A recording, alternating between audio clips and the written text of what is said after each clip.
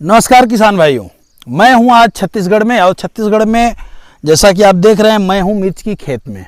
मिर्च पे बहुत सारे लोगों ने कहा था कि वीडियो दीजिए, बहुत समय हो गया मिर्च की खेती में वीडियो दिए हुए। आज मैं मिर्च की खेती में एक विशेष रोग पे बात करूंगा जिस पे आपको कंट्रोल नहीं मिल पाता है, या जो लग जाए तो जल्दी कंट्रोल नहीं होता है और पूरा खेत का खेत खराब हो जाता है।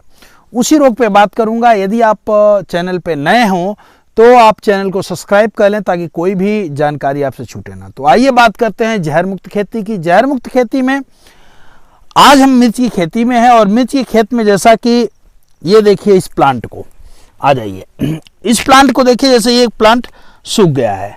एक रोग आता है आपके खेत में कि ऐसा ये हरा भरा प्लांट रहेगा, धीरे से मुरझाना शुरू करेगा और 1-2 दिन बाद ये प्लांट जस्ट लाइक इस प्लांट की तरह हो जाएगा, यानी सूख जाएगा। अब ये रोग कौन सा है, इसे देखने के लिए इसे हम उखाड़ेंगे। इसे उखाड़ने के बाद देखिए, जब आप इसे उखाड़ेंगे तो आप पाएंगे कि अब इसको उखाड़ दिया हमने। अब इसको हम फाड़ेंगे बीच से। देखिए,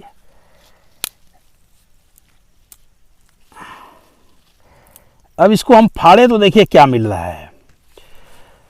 इस प्लांट की जो जड़ें हैं, जो भोजन, ये पहले तो इन जड़ों को ध्यान से देखें।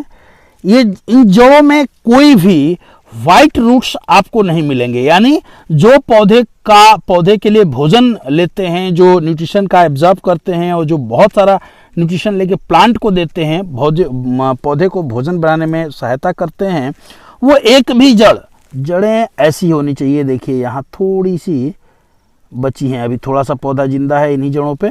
ये देखिए वाइट रूट्स, सफ़ेद सफ़ेद जड़ें आपको दिखाई दे रही होंगी। ये मुख्य जड़ हैं। ये मुख्य जड़ भी देख लीजिए आप, मुख्य जड़ भी खत्म है और ये जो है वाइट रूट्स आपको दिखाई दे रही है। वाइट रूट्स आपके पौधे में जितना ज़्यादा होंगी वो पौधा उतना हेल्दी होगा।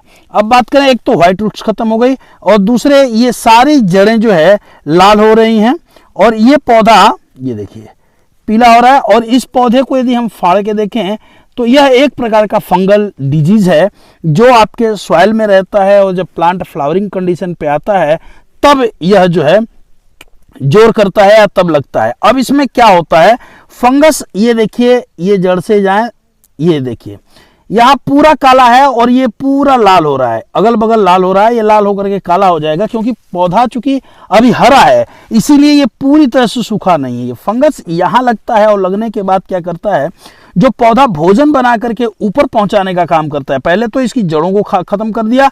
जड़ों के खत्म के बाद जो जड़ें थोड़ी बहुत बची हैं, उन जड़ों से जो भी प्लांट भोजन बना रहा है उस भोजन को जब ये ऊपर भेजता है, जब ये देखिए ये मेन जो ये बोलते हैं इसको मेन नली, ये इससे भोजन ऊपर जाता है, ये क्या करता है, इसको खाना शुरू कर देता है। ये देखिए सड़ाना शुरू। यही भोजन जब प्लांट को नहीं मिलेगा तो क्या प्लांट आपका हरा भरा रहेगा? बिल्कुल प्लांट हरा भरा नहीं रहेगा। अब ये एक ऐसा रोग है जो हमारे खेत में आता है तो आपने देखा होगा कि खेत का खेत पूरा चला जाता है, ये रुकता नहीं है रोग है। आज 10 पौधे में है, कल 20 में, फिर 50 में और पूरे खेत में चला जाएगा। इसका समाधान आखिर कैसे करें और इसका क्या उचित समाधान है? जिनको खेतों में बहुत ज़्यादा इस रोग का इम्पैक्ट है या रोग बहुत लगता है, वो ये जानते हैं कि इस रोग पे आप बहुत सारी नाना प्रकार की दवाएं चाहे जितना अपने खेतों में डाल लीजिए, कोई असर नहीं होता, ये रोग रुकता नहीं है। कारण क्या है, ये रोग आता है हमारी सॉइल से, और सॉइल का ट्रीटमेंट करना या सॉइल को सही रखना, या मिर्च की रोपाई करते समय या खेत बनाते समय सॉइल को देना, या आप नहीं दे पाए हैं, मिर्च की जब फसल की बेड़ चढ़ा रहे हैं, मिट्टी चढ़ा रहे हैं, तब यदि इसका ट्रीटमेंट किया जाए तो ये रोग आपके खेतों में आएगा ही नहीं और ये रुक जाएगा आपके दो आसान तरीकों से। इसे रोकने के लिए आपको जरूरी है कि आप अपने खेत का ट्रीटमेंट करें, खेत में जो फंगस है उसका ट्रीटमेंट करें। हम उस पर ध्यान नहीं देते हैं।